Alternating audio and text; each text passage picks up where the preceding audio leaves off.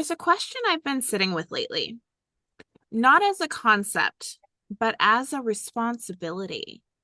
What if the change we keep waiting for is actually waiting for us? Not someone more qualified, not someone more resourced, not someone more ready, but us as we are. And what if the reasons things feel fragmented in our communities, in our health, in our businesses, isn't because something is missing, but because something hasn't been activated? Today's conversation is a powerful reminder that we are not here to wait for solutions. We are here to become them. And I'm joined by someone who is living that belief in a very real, very grounded way. Sheyenne Kreamer is co-creating a movement alongside her husband that's focused on putting heart and soul back into education, business, health, and community. Through Unity for Wellness and Peace, they're helping people rediscover purpose and, more importantly, build lives and income around that purpose while solving real problems at the community level. This isn't theory. This is an activation. Sheyenne, welcome to Catalyst Conversations. Oh, thank you so much for having me, Desi. It is an honor to be here. Well, wonderful. Well, let's dive in, shall we? Yes. I want to start here because movements like this don't come from strategy alone. They come from lived experience. Take us back to the moment or maybe the season where you realized something isn't working the way it's supposed to. Oh, there's been too many of them. When you're talking about creating new systems, a lot of times there's a lot of different pieces to that puzzle. But I'll talk about probably the more recent one because that actually was back in 2009. And my husband had run a very successful business for 15 years. It had been awesome. It fully took care of our family. But his body was kind of starting to break down, and moving big pieces of equipment around to repair them and such was becoming harder and harder. We went after selling his business, and we did it in a very creative way that didn't work out so well. 18 months into our creative agreement with another group that bought the business, they kind of crashed it, and we weren't prepared for that. And so all of a sudden, we're sitting there with no real serious income. I had been starting to build these ideas for a while, but they were still heavily in prototyping phase. And we ended up losing everything. I mean, we lost the house, we lost a vehicle, we lost everything. And that was such a powerful experience. It put us face to face with a lot of systems in our society that are supposed to be there to help people. And all I can tell you is from my personal experience, we didn't feel as much like we were being helped as we felt like we were being trapped. Mm. It was like these systems wanted us to stay there in the system and follow all the rules and all of this. And we're both entrepreneurs. Entrepreneurs are not the best rule followers. We're out here to create something different, right? Right, right. Well, I would ask you what shifted internally before anything shifted externally. Well, it was just an understanding that if you're not part of a solution, you might be part of a problem. And as a result of that, my husband, even though we didn't have any experience in the, God help us, political realm, he decided to run for governor of North Carolina, and just as an independent to see if there was any way to be able to create change from the inside of the system. And the belly of the beast was far uglier than we ever would have guessed. And that experience kind of led us to, okay, somebody introduced us to a gentleman named Mr. Fuller. And Buckminster Fuller had this saying that just is so heavy on our hearts. And basically, he said, you can't create change by fighting the existing reality. Instead, you must build new systems that make the old ones obsolete. So Mhm. that was the knowledge, that was the recognition that we came to. And so ever since 2012, we've been working on building a new system. I love it. There's something so powerful in what you're naming because so often clarity doesn't come from having the answers, right? It comes from no longer being able to ignore that misalignment. And Mhm. I think a lot of leaders feel that right now. This quiet knowing that the way we've been doing things, it isn't sustainable. It isn't. I would It love is. to I would love to ground this in what you're actually building now, because what I love about your work is it's not just awareness, it's structure. And talk to us about Unity for Wellness and Peace. What are you creating? Well, and it's interesting because I'm not really sure why we were led to do it this way, but we actually have two for-profit businesses and a nonprofit organization. And together they create a funnel. I call it a manufacturing funnel that is designed to manufacture and put into the community more heart-centered small businesses, because small business owners, and I know you get this, are probably some of the best problem solvers on the planet.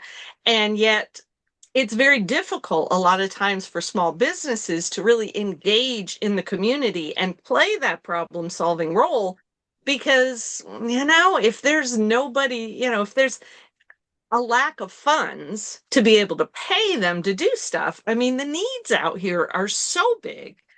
There's no way we can ask small businesses to volunteer all their time to be involved in solving these. Right. So that's where, it's like the first business is all about helping people from career transition into starting up and getting a small business into profitability. And the second business is all about building small business teams in a localized community to get involved with problem solving. And then the nonprofit is there to be able to raise funds to make sure those small business owners are getting paid. Mm, wow. And what would you say is the biggest shift for people when they step into your world? Absolutely, the biggest shift is trying to put on this different mindset. It's like we all, at least the majority of us across this country for sure, have gotten to a place of just trusting that somebody else has got our back. Somebody else is going to solve these problems. We're going to have health, wealth, and peace for everybody. And all I could say is, how's that working for us? And the fact that it's not, it's like, well, my philosophy is this. We were all born with a piece of a super puzzle, that if we were all actively building our piece of the super puzzle and then finding collaborators where we're connecting these puzzle pieces together, we would be living in a world of ultimate health, wealth, and peace for all. And the fact that we're not seeing that much of that right now would indicate there's too many people still sitting on their puzzle piece. I love the way you put that. Well, let's dive a little deeper. What does it look like to help someone build income around purpose in that real tangible way? Well, it depends on how you define tangible, because you know as well as I do, things are shifting fast out here right now. And so many people are trying to figure out, is AI taking away my job? If you're in business, gee, how much should I be using things like AI to build a business? There are a lot of questions that people aren't sure they've got answers to right now. So for me, when you're talking about tangible business, I focus on three things. I basically, when I'm working with somebody who maybe has been laid off, or a young person who's come out of high school or college and not quite sure what to do with themselves, I always start with the three basic things that they could choose to do. One is provide a service that they already know how to provide. When I first got laid off from corporate America, I had been trained in organizational development processes. I was able to go out as an independent consultant and do some of that work with local companies. So providing a service you already know how to provide, providing some kind of a knowledge product, whether it's something that a book you write or a class, a webinar that you create. We all have knowledge that we could and should be sharing with other people. And then the third one is, if you can't figure out anything with the first two, let's see if there's a product that you could adopt to sell.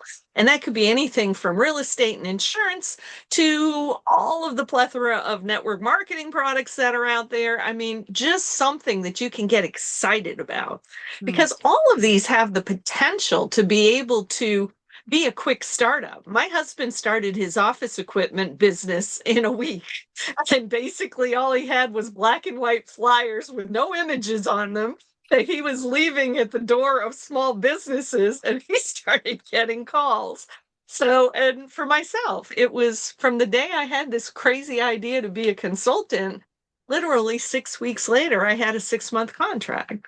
Right. So, if you get the mindset right and you understand the needs in a marketplace, then it doesn't have to be that difficult to start generating income.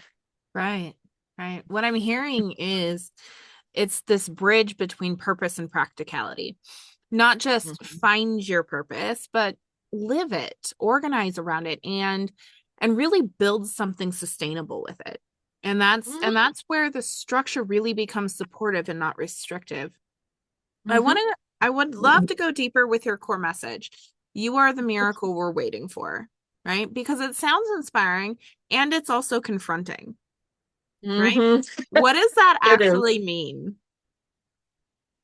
Wow. Well, it kind of goes back to that whole super puzzle analogy, really, because I believe it's here. We all have something in our heart that, if you happen to believe in a higher power, which I do, it was planted there with purpose. And, for some people, it's a very easy thing to wrap their arms around and go, this is what I'm passionate about. That's where I'm going. That's what I'm going to do.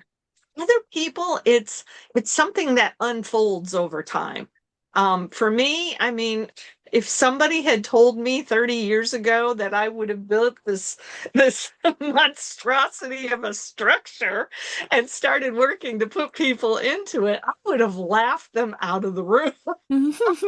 Because, it was, if I look at it now, I'm sitting there going, man, this wasn't about me. This was inspiration. This was creativity. This was following a gut instincts, which I think all are part of being able to take a passion or purpose and be able to create something out of it. So that was it. And I had no idea when I started this that we would be in a place in our society like we are today. So to me, there was some other guidance. I don't care what you call it, whether it's your subconscious mind working on problems or whether you believe in something that's a higher power. But there was definitely something there that was guiding this whole thing, because people look at the details of this now and go, oh my God, this is what we need. I'm like, yeah, 30 years ago, I wouldn't have clue. Why do you think people hesitate to step into that level of ownership? Because we're taught not to. This whole story for me started in high school. When Mm, I was in high school, I did a valedictory speech called Follow Your Heart. And the reason I did that was twofold. First of all, I'd already lost a friend to suicide, and I had a second one that I was worried about. And he did later commit suicide. mm, So that was part of the story. But the other part of the story was I was watching my friends in high school who were, and I knew a lot about their heart and what they really wanted to be doing, but, a lot of well meaning people, parents, guidance counselors, all of them were just trying to push them in the direction of where you're going to make the most money. You need to be realistic, those kinds of things. And, for me, I always laugh. God bless my mother, but she was absolutely certain that I should go and be an electrical engineer. And it wasn't until 2 or 3 years later that I actually took an electronics course and struggled not to flunk it. So I'm glad I didn't listen. Right. Let me ask you this. In your experience, where do we tend to give our power away? Frequently. It's a constant thing. When you said in the introduction that I'm about putting heart and soul back into education, business, healthcare, community. We give our power away in all of those areas. In education, one of the things that bothers me and my husband and I have really been working on is we believe entrepreneurial options need to be included in high school curriculum. Absolutely need that. And it's starting to creep in a little bit. But, if you're not looking at that as a possible career option, then you're basically trying to learn how to make somebody else rich instead of yourself. That's ultimately giving power away, right? Right. And then, in healthcare, I mean, we're big proponents for nature's medicine. How do you heal through minerals and vitamins and energy and all kinds of things like that? But so many people go to the doctor, and whatever that person says is, it's godliness. It's right there. We just give them all the power to decide for us. And I'm like, oh my God, we're killing ourselves. In fact, there was a book many years ago. I don't know if you've ever heard of it, called Dead Doctors Don't Lie. It was written because at that time in the 1990s, most doctors were dying by the age of 58. Why would we give them the power to keep us? Mm. Well, it's a great point, Cheyenne. And it feels like what you're really pointing to is this, that we've been conditioned to look outward for solutions when the design was always collective, not Mhm. centralized. You Mhm. also you also talk about this idea that each of us holds a piece of that super puzzle, right? Um, Yes. I want to unpack that a little bit more. How does someone begin to identify that piece? The class that I created was created a lot for that purpose. It's called Find Your Song and Sing It, Finding or Creating Work You Love. Hmm. And it was created because I saw, and actually it was created quite a few years ago. It was during a time where there was a lot of layoffs happening, like what's happening right now in the tech sector, especially. So there was a lot of people being laid off, and they were having, 6 months, 12 months, 18 months unemployment. And so I created this class, actually found a community college that let me teach it, and they would allow unemployed people to come for free. And so that's what I really focused on there. One of my pieces was, what if we're going to just pose this question? What if part of your job search challenge is because there's something here you're not listening to? Or perhaps if you need to think of it a different way, there's something in your subconscious that you're not paying attention to. Because our subconscious records everything we do from probably before birth. And if there's something that really caught our attention when we were a child that we got excited about, we wanted to do something with it, and we stuffed it in the closet and said, not logical, can't do that. What if it's demanding to be heard now? And Right. I've seen this with a lot of people, a lot of people. So there's 4 questions that I typically ask to try to uncover some of these possibilities. One is, if you had a closet full of money that was never going to run out, what would you be doing with your time? Hmm. A lot of times that gives you a clue because you take the money out of the equation, right? Now, is there something here that wants to be heard, but you always thought there was no way you could make enough money doing it? And then the second question is, what kind of challenges have you been through in your life that you could be helping other people go through similar challenges? Because there's a lot of people I meet now that is their story. Most of the people who are into any kind of health and wellness stuff is because they went through something in the traditional medical system and it didn't work for them and they had to find their own way. So there's a lot of that. The third question, which doesn't seem to be quite as popular right now, but sometimes I'll find people with a connection to it, is, is there some kind of hobby that you've loved doing in the past that perhaps maybe you're supposed to teach other people to do it? Maybe, you're supposed to be creating things out of wood and selling it. I don't know. But the fourth one is the catch-all, and this one does more to unearth a lot of things than many things, because that one is very simply what makes you feel like crying or what makes you so angry you want to scream. Mm, Because those things are the things that your passions are connected to. And right. if there's something inside you that is waiting to be discovered because you have a solution for something, something in your experience has given you ideas about a way you could help to solve a problem, and you're not doing it, your subconscious will put up a wall that will sabotage the job search. I've seen it Absolutely. over and over again. I have too. Absolutely. For the leaders listening, whether they're building teams, businesses, or communities, how can they start integrating that puzzle piece philosophy into how they lead?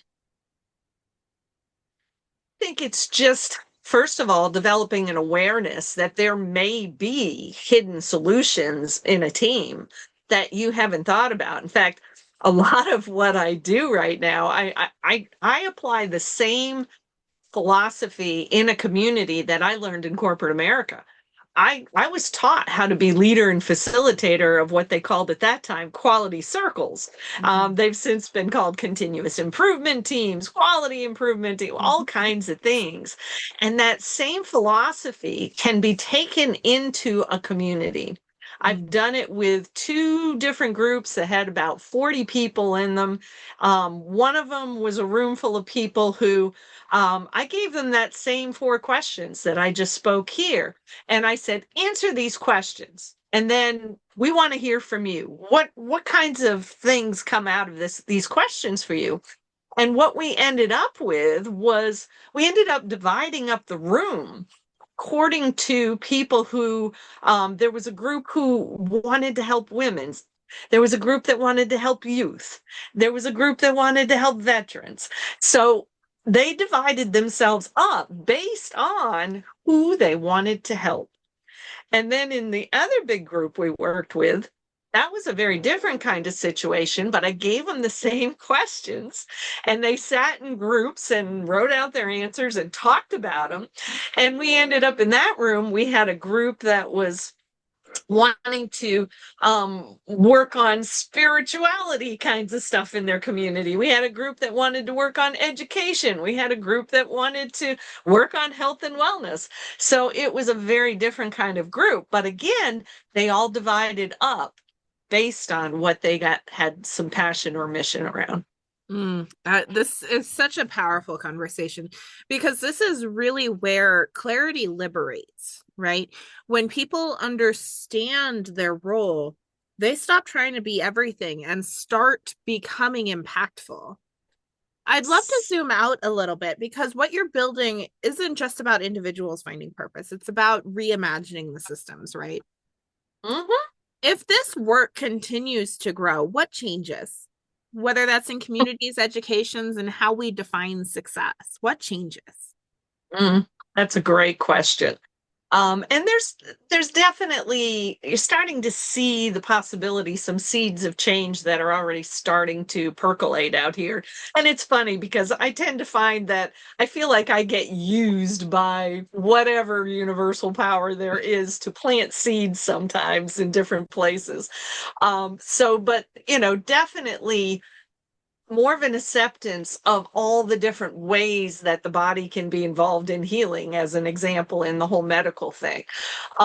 Definitely in the education system, incorporating entrepreneurial education as just a normal part of the system, because we've got a lot of young people who are kinesthetic learners, and if you can put them into a space where they can work on building a business, a real business of their own, they learn reading, writing, arithmetic, and a whole lot more doing something like that than just sitting there and listening to teachers drone on and then having to sit there and do testing and all of that. So being able to change some of the ways that education is done, to be able to honor those kinesthetic learners that need hands-on, giving entrepreneurship as an option, those are definitely changes that we look for.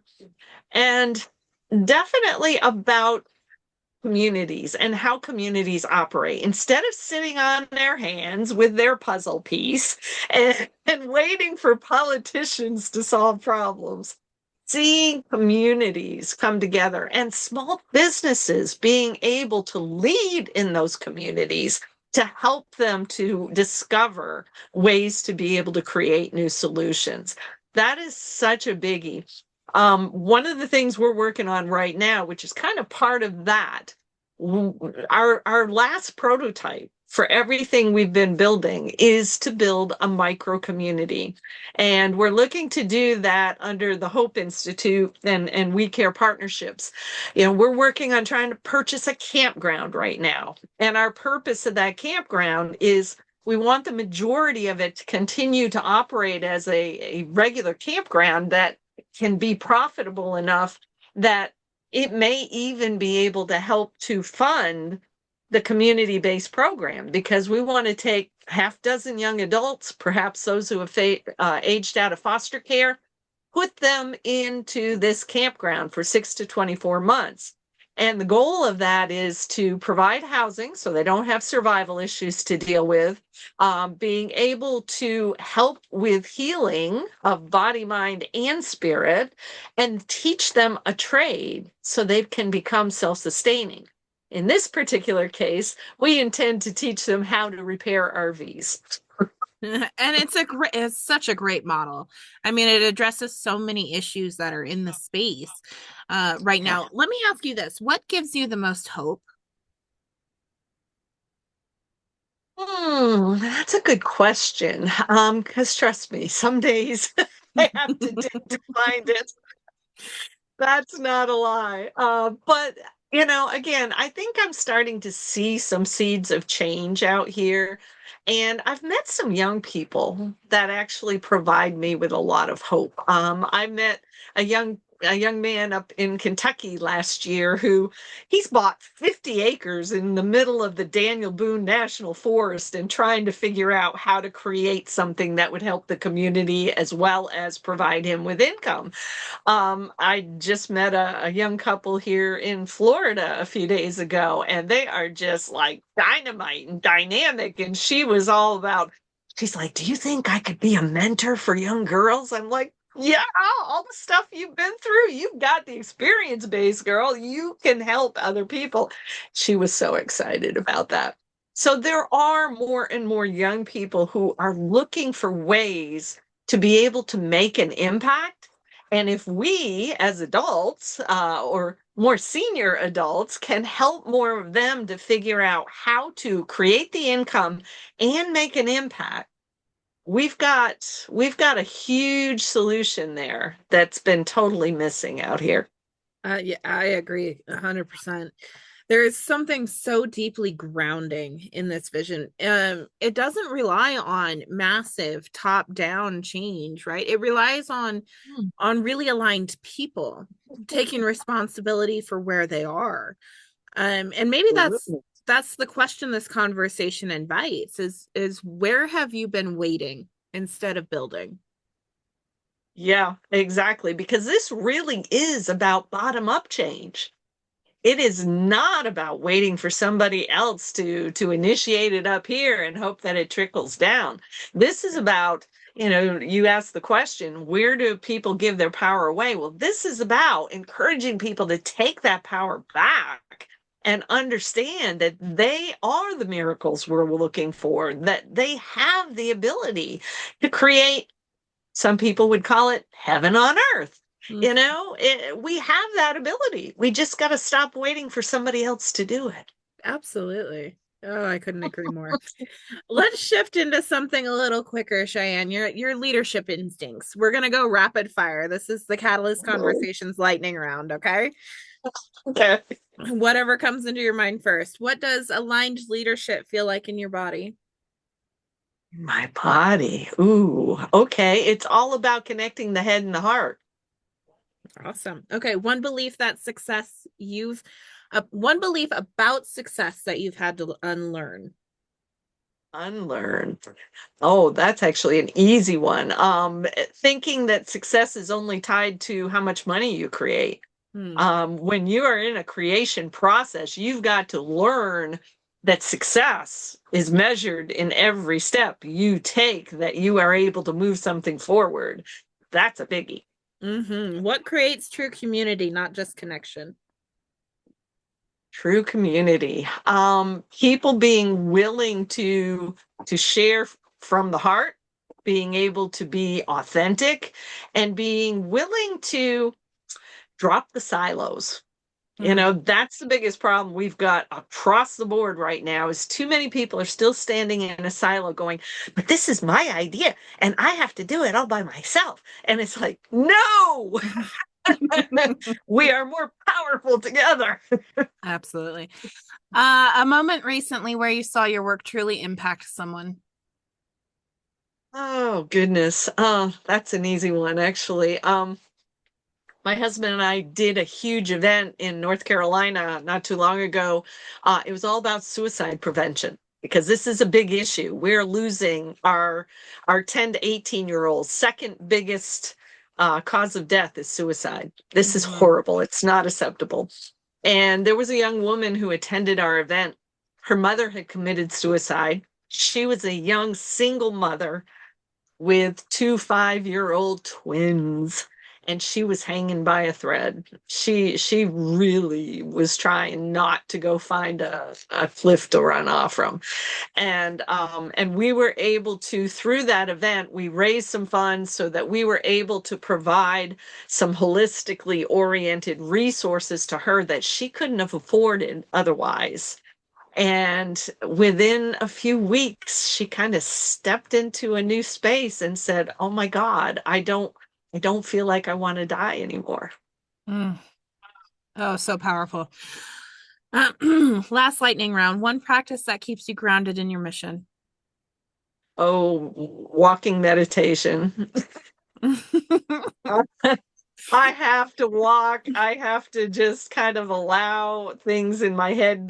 My head gets too cramped up with too much ideas and information sometimes. So I have to just get out and walk and just allow that to kind of settle and be able to go, okay, so what does this really mean? And what do I really need to do with that? And if I wasn't able to do those, I would curl up and hide. I think we've all been there. I think we all have a lot going on up here. It all requires some form of escape, right? Yes. And there's a thread woven through this entire conversation, and it comes back to responsibility, but not in a heavy way. It's in an empowering way, right? Clarity that liberates. You already carry something meaningful, right? Structure that supports. There are ways to organize that meaning into real impact, and soul that sustains. When it's aligned, it doesn't drain you, it expands you. Cheyenne, if someone is listening right now and they feel that nudge, that sense that maybe they've been sitting on their puzzle piece, what would you say to them? Hmm. Well, I do offer people some things to be able, tools to be able to kind of work through some of that. For one, on our Unity for Wellness and Peace.com website, if somebody goes there and joins our newsletter, they can download our free book. It's they can get the digital version of it, and that gives a few more ideas to people. It explains our journey, but it gives people more ideas about how could they start to take whatever it is they're feeling. And it includes like those 4 questions that they can kind of work through. Also on my personal site, CheyenneKreamer.com, they also can find a place where they can be able to access a free 1 hour video that kind of gives them some more of those ideas as well. And lately, for a lot of people, I mean, I have my Find Your Song and Sing It class in a YouTube playlist, and I have been allowing people to work with that if I really feel like they're serious about wanting to figure out what's in here and bring it out to the world. Yeah, and the world so deserves it. Any It's final true. thoughts for the audience today? Oh my goodness. I usually end with the whole thing about the super puzzle and that we are the miracle. But I'm just asking people to just be aware of what's going on in their inner world, because I believe there's a whole lot more people who are being nudged. There's some kind of idea that's percolating in their brain, and maybe they're still trying to stuff it in the closet. And I'm saying, no, don't stuff it in the closet again. Bring it out, allow it to breathe, and see what you're inspired to do with it. Because it may not be that you've got to reinvent your whole life like my husband and I did. I mean, I had one gentleman it was as simple as he was a software quality engineer who'd been unemployed for 18 months, but he loved to play a guitar, and his guitar hadn't seen the light of day in 10 years. Mm. And when I told him, that's your assignment, go home, take out that guitar, see what you're inspired to do with it, he was inspired to call his church and get on the schedule to play for the congregation. He knew that would force him to practice. And within 3 days of him making that phone call, he got a crazy call out of the blue from a company he'd never heard of who wanted to interview him that day, and they hired him on the spot. Mm. So people need to understand sometimes you need to start being aware, start listening, start, hearing what's going on in the inner version of you, because your inner genius may just block you from doing anything else until you stop and listen. Right. And closing out the conversation, maybe the miracle isn't something we're waiting for. Maybe it's something we're willing to become. And Mm. maybe it starts by picking that piece up that's already ours. Cheyenne, thank you for the work you're doing and for the way you're inviting people back into themselves, their communities, and something bigger than all of us, right? Yeah. Thank you for having me here. Absolutely. And to everyone listening, this isn't about doing more, it's about aligning deeper. And we'll see you in the next conversation.